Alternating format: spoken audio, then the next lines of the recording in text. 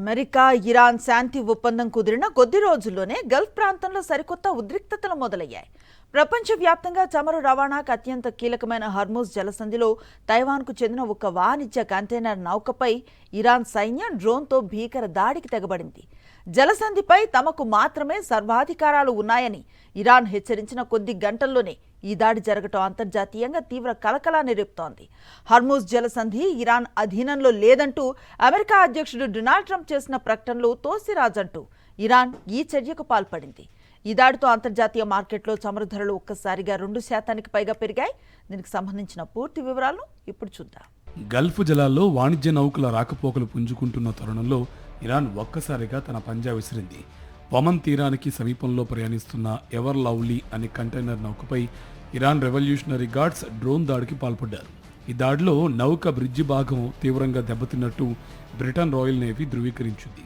Hormuz జలసంధి గుండా వెళ్లే ప్రతి నౌక తమ అనుమతి తీసుకోవడం తప్పనిసరని, ఒమన్ జలాల ద్వారా ప్రత్యామ్నాయ మార్గాల్లో వెళ్తే సహించేది లేదని ఇరాన్ హెచ్చరించిన కొద్ది గంటల్లోనే ఈ ఘోరం జరిగింది. ఈ ఒక్క దాడితో అంతర్జాతీయ చమురు మార్కెట్ ఒక్కసారిగా ఊగిసలాడింది. అంతర్జాతీయ బెంచ్ మార్క్ అయిన బ్రెంట్ క్రూడ్ ధర 2% పెరిగి బ్యారెల్కు $75 చేరుకోగా అమెరికా క్రూడ్ ధర $72 ఎగబాకింది. నెలల తరబడి గల్ఫ్ దేశాల్లో చిక్కుకుపోయిన వందలాది మంది నౌకా సిబ్బందిని సురక్షితంగా తరలించేందుకు ఐక్యరాజ్య సమితి సంస్థ IMO చేపట్టిన రెస్క్యూ ఆపరేషన్ను కూడా ఈ దాడి నేపథ్యంలో తాత్కాలికంగా నిలిపివేయాల్సి వచ్చింది. మరోవైపు ఇరాన్ తీరుతో గల్ఫ్ అరబ్ దేశాలలో నెలకొన్న భద్రతా ఆందోళనను సముదాయించేందుకు అమెరికా విదేశాంగ మంత్రి మార్కో రూబియో బహ్రెయిన్లో అత్యవసరంగా పర్యటించారు. గల్ఫ్ కోఆపరేషన్ కౌన్సిల్ ప్రతినిధులతో సమావేశమైన రూబియో ఇరాన్తో కుదిరే ఏ ఒప్పందమైనా మిత్ర దేశాల భద్రతను దెబ్బతీయబోదని హామీ ఇచ్చారు.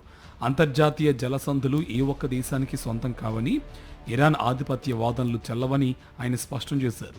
అయినప్పటికీ అమెరికాతో కుదిరిన ప్రాథమిక శాంతి ఒప్పందాన్ని తమకు అనుకూలంగా మార్చుకోవడానికి ఇరాన్ ఈ రకమైన దాడులతో ఒత్తిడి తెస్తోందని నిపుణులు విశ్లేషిస్తున్నారు. మరిన్ని అప్డేట్స్ కోసం ఛానల్ను సబ్స్క్రైబ్ చేయండి. నోటిఫికేషన్స్ కోసం బెల్ ఐకాన్ పై క్లిక్ చేయండి.